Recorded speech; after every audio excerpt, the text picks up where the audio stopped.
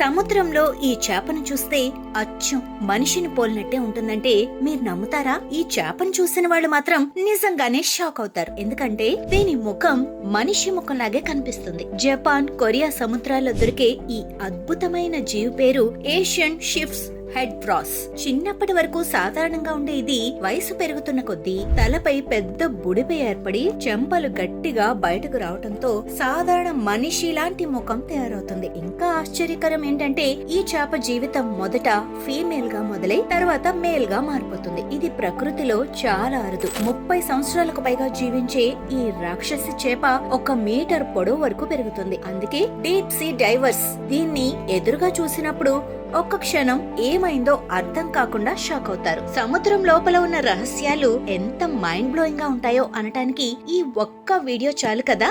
Indian sea food consumption revolution మొదలైంది.